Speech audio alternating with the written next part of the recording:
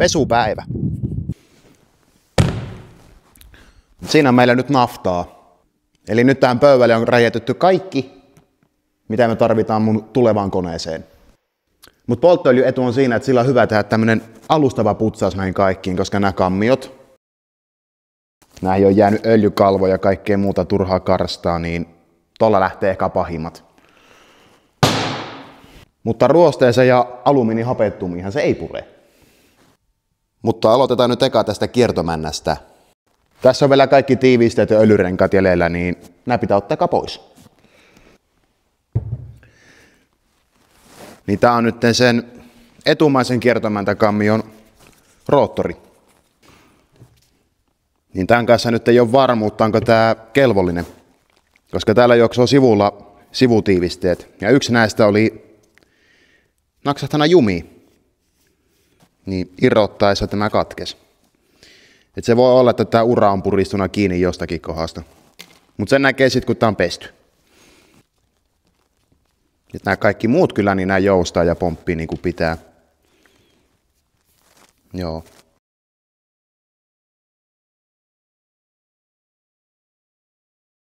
Nyt kerta on tämmönen katkenut tiiviste, niin tällä on hyvä ottaa täältä alta nämä jousat pois.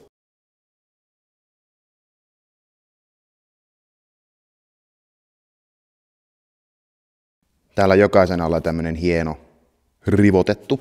Molemmilla puolilla on erilaiset, riippuen kumpaan suuntaan sun kiertomäntä nyt osoittaa moottorissa. Ja nääkin voi laittaa väärinpäin, eli jos sulla tuo kärki osoittaa ylöspäin, niin silloin oikein.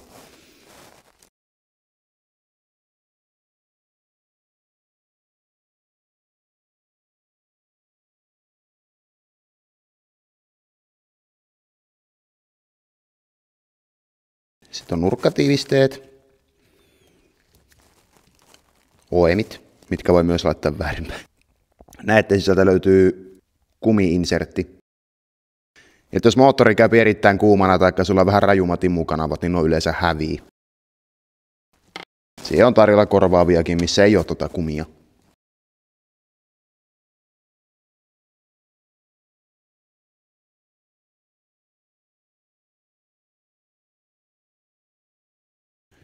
Tää on tämmönen sveitsiläinen kello. Täällä on jousia ja pieniä nippeleitä joka puolella. Ja kaikille on oma tarkkuus ja toleranssi. Öljyrenkaat sapi vielä jäädä tuohon, ne on sen verran tiukat.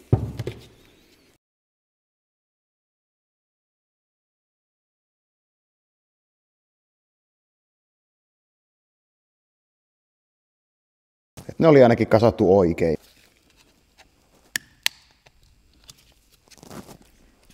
Näiden nostamisenkin olisi oma työkalu, mutta ottaa varovasti. Nämä on nimittäin 60 kappale.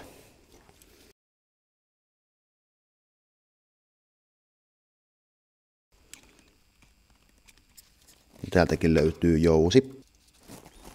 Ja näiden alta löytyy oma natsa, mihinkä tämä jousi ottaa kiinni. Se ei pyri kiertomään mukana.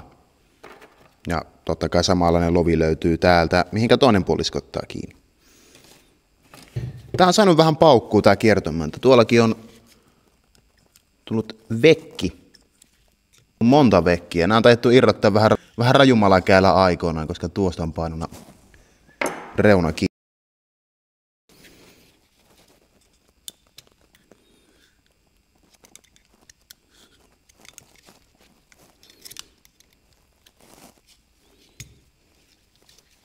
Noin. Nämä on yleensä värimerkattuja, mutta ajan saatossa ne palaa ja kuluu pois. Joten pitää vaan toivoa, että ne on laitettu oikein päin.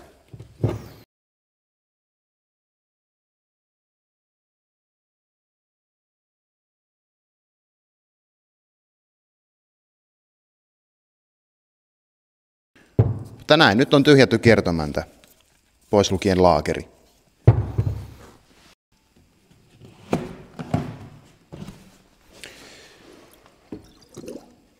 Sitten kokeillaan, rupeeko karsta irtoamaan. Et ennen purkua ja myyntiä, niin tää on varmaan seissyt vaan parkkipaikalla. Ja annettu vaan tyhjäkäyntiä ja paljon kierroksia. Koska nämä on aika likaiset. Ja näiden koneistusmerkkien kohdalla niin me veikkaan, että tästä tuli nyt kelloaihio, eli koriste, plus kaikki nämä vekit, mitä tuolla on. Mutta mä nyt haluan hyvät ja parhaat tähän. Mutta aikuisten oikeasti niin noilla ei ole mitään väliä. Ja ihan raudasta nämä on tehty, niin kyllä näitä pystyy nyt ihan niinku käsittelemäänkin. Ei ne nyt tästä harjauksesta hajoa.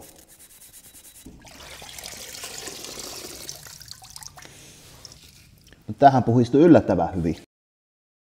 Vielä sinne jäi vähän karstaa näihin koneistuspintojen pohjiin, mutta ennen sitä putsataan nämä tiivisteurien pohjat.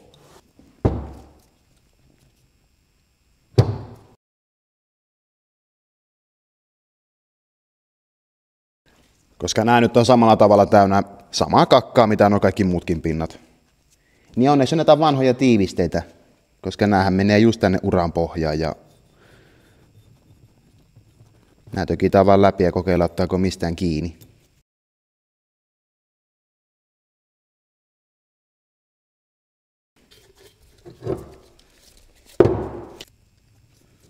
Sama tietysti tällekin puolelle. Sitten täältä löytyy Apex-tiivisteen ura. No näitä rikkinäisiä löytyy aika paljon. Tän näkee kyllä jo valostakin, ettei täällä ole mitään.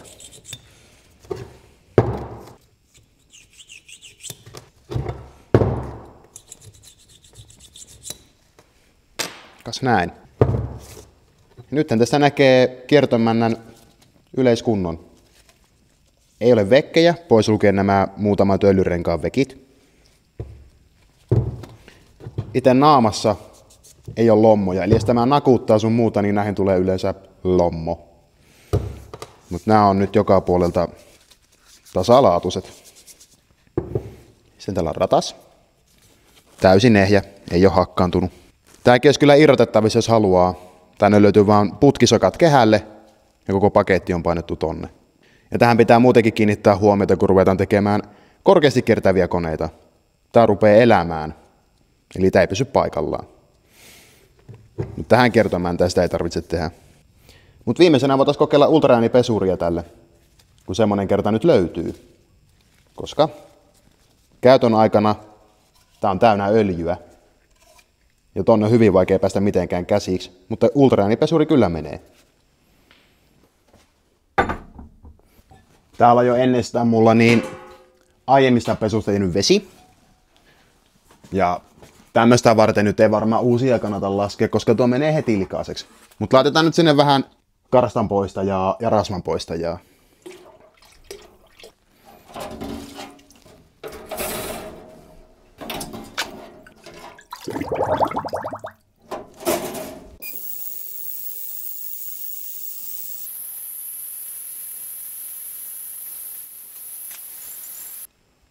Et sen aikaa, mitä tuo nyt tuolla pörisee, niin putsataan kiertomääntäkammioiden sisäpinnat. Tämähän on ulkokehältään alumiinia, mutta tämä sisäpinta, niin tänne on laitettu kromikehä. Ja tämäkin vaatii samanlaisen putsauksen. Katsotaanko täällä mitään halkeamia tai muita hassuja juttuja. Niin tämän kanssa pitäisi olla vähän varovaisempi, koska no, tämä on kromia. Niin onneksi tämä nyt on niin kulunut karhunkieli. Kun ei täällä ole mitään muuta kuin öljyjämät.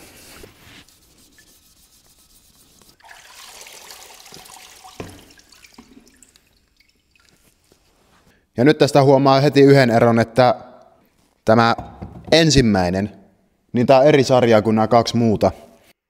Eli näitä kun vielä valmistetaan uutena sun muuta, niin näistä maalataan logo mustaksi. Viimeisimmistä. Et nämä on pari vuotta vanhemmat suoraan. Et sitä nyt ei tiedä, onko nämä alkujaan vaihdettu jo yhden kerran ja sitten löytyy vain yksi uusi kammio tilalle, mutta kunnoltaan nämä on erittäin hyvät. Siihen nähden, mitä nämä voisi olla. Nämä saisi myös mitattua, jos haluaisi kahtoa, onko nämä supistunut kasaan, eli onko kiristetty liikaa. Mutta pintapuolisesti katsottuna täysin käyttökuntoiset. Ja ennen sitä otetaan tähän nopea väliproju. Eli tästä löytyy 13B pakoholkki. Ja sitten kun verrataan 20B pakoholkkiin, niin tämä on aika kuristava. Tästä puuttuu aika paljon aukkoa verrattuna, mitä sen pitäisi olla. Niin kerta nämä nyt on putsattu ja tämmöisenä, niin otetaan nämä holkit irti. Että tämähän ei ole sinänsä vaikea homma tehdä. Tää on vaikka kovaa kamaa tämä sokka, niin helpoin keino on vaan hitsata siihen mutteriin ja nostaa sillä se pois. Et siihen voisi yrittää laittaa rikankin väliin. Mut me laitetaan suoraan mutteri.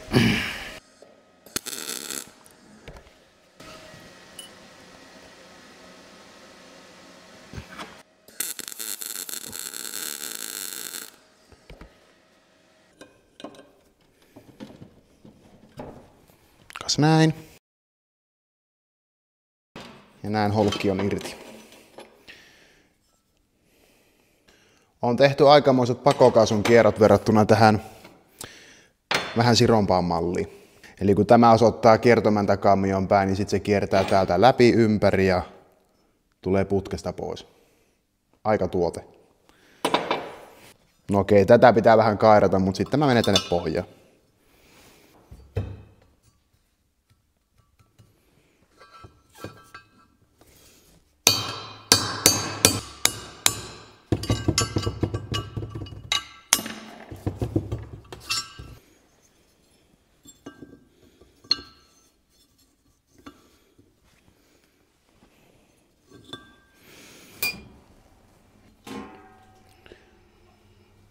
Mut noin tunnissa täällä nyt on ollut. Hoho. Et yllättävän hyvin on kyllä lähtenä. Varsinkin nämä sisäpinnat, nämähän on kuin tehtaan jäljiltä. Niin tää saa nyt vielä pienen huuhtelun tuon jälkeen, niin tämähän näyttää vallan edustavalta verrattuna näihin kahteen. Et tämän putsailuun meni nyt semmonen 2 tuntia pelkästään, kun vedetään kaikki urat ja pinnat läpi. Niin kokeillaan näihin sitten ihan vähän toista tekniikkaa, eli laseria. Niin ilmeni semmonen hieno mahdollisuus pestä nämä kaikki ulkopinnat laserilla. Niin katsotaan, miten se puree näihin ikäviin ruosteisiin, hapettumiin sekä karstaisiin pintoihin. Eli Sasu AB saapuu ihan paikan päälle tänne kaluston kerran pesemään nämä kaikki moottorin osat, mitkä oli laitettu näytille.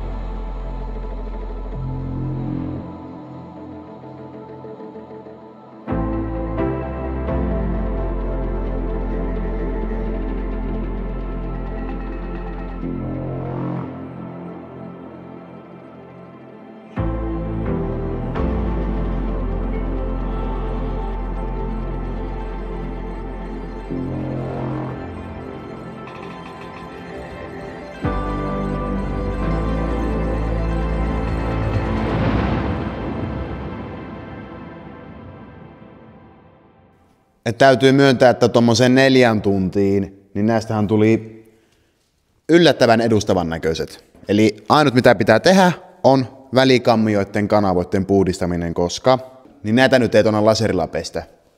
Nää hiota ja taso oikeastaan joka tapauksessa, mutta täällä on nämä vesikanavat. Nämä pitää saada puhtaaksi. Niin tässä nyt kumottu dieselit pois ja korvattu puhtaalla vedellä.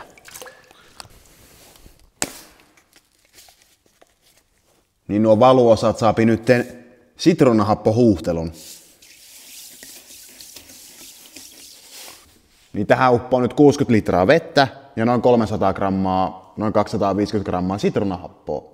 Niin toivottavasti nuo pinnat ei mene ihan pilalle.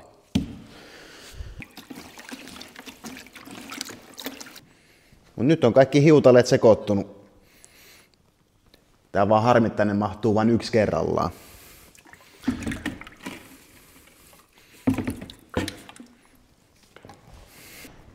Tänne kyllä tarvitaan aika paljon enemmän vettä.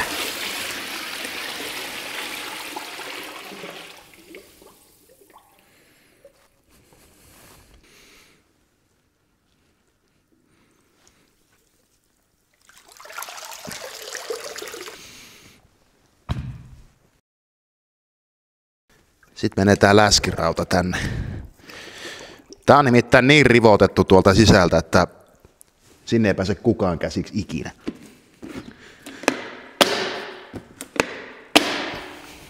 Nyt kun meillä on tämä, niin tässä kiertää ympäriinsä vesitiivisten urat, mitkä on aika kovettuneet ja palaneet. Et nyt nämä on hyvä rapsutella puhtaaksi, koska tämä happo nyt on vähän vaikuttanut ja pureutunut tonne kakan alle.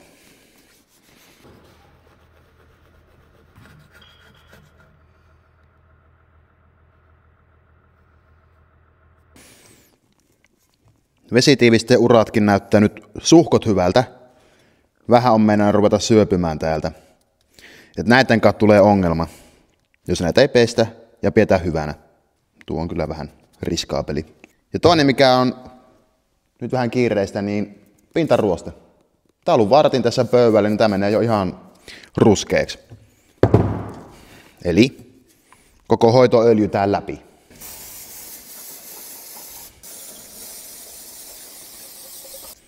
Imeytetään oikein tää aine tähän.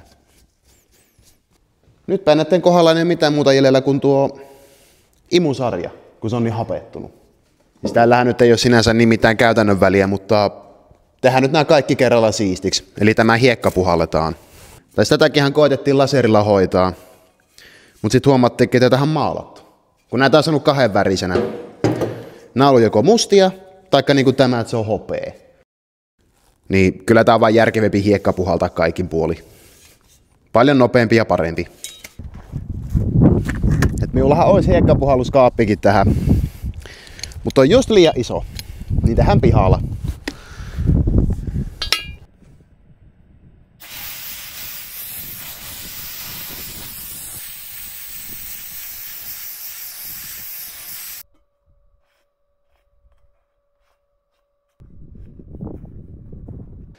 Ja nyt kun tätä kahtoo tarkemmin, niin tähän on jäänyt aika rajut hapettumat ja täällä on monttuja ja reikää, niin ihan järkyttävä määrä. Mutta onpahan nyt ainakin puhas. Ja nyt tähän loppuun kerta nämä on kaikki niin kliininä, niin mä haluan katsoa, miltä tämä näyttää kokonaisena. Eli ei tässä nyt tehdä kokonaista moottoria kaikkinen osinen, mutta niputetaan kaikki nyt peräkkäin. Että tälleen irrallaan katsottuna, niin vielä helpompi selventää, miten nätisenä nippuuntuu kasaan. Koska ei tarvitse varoa tiivisteiden kanssa taikka mitään.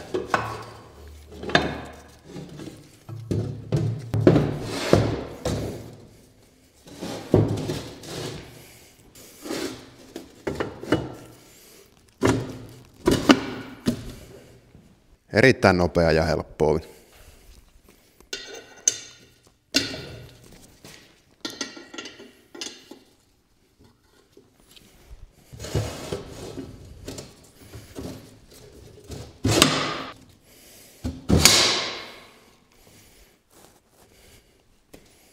Ja sitten takarauta.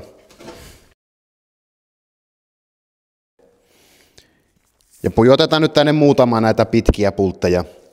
Ei mulla ihan auki.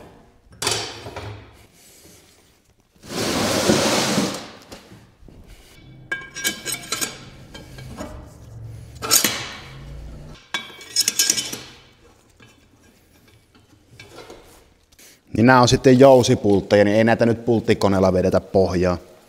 Kun ei näitä tarvitse pielläkään mitään, niin tommonen nafti riittää. Sitten tälle puolelle voisin laittaa turpoahtimen.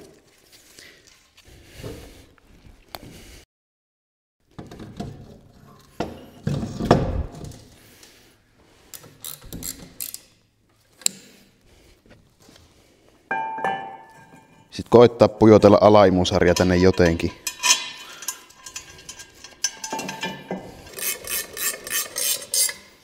Viimeisenä tähän moottoriin tulee kiinnittämään viimeisenä puhallettu yläimusarja. Ja kokeillaan nyt samalla, miten tähän istuu 13P:n kaasuläppäadapteri. Että on vain 3D-tulo ostettu prototyyppimalli, koska ei ole tietoa, käypikö nämä laivat ristiin mutta tämän avulla voidaan nyt laittaa tähän Bossin sähköinen kaasuläppä. Jatkoa ajatellen tämä on paljon parempi vaihtoehto, koska sillä saadaan paljon parempi tyhjäkäynnin säätö, koska kaasuläppäantureita ei enää ole olemassa. Ja sillä myös saadaan vakionopeuden säädin. Mutta nythän tämä on vallan soma ja siro, kun tästä karsitaan kaikki kakka pois. Ja jos tästä nyt tekisi tämmöisenä moottorin, niin ei tähän kovin paljon ylimääräistä tule, että tyyliin suutinkiskot, puolat ja tulpat. Eipä oikeastaan muuta tähän ympärille laitettaisiin. Totta kai ahdinpaketti olisi täysin eri, mutta onpahan jynsätty.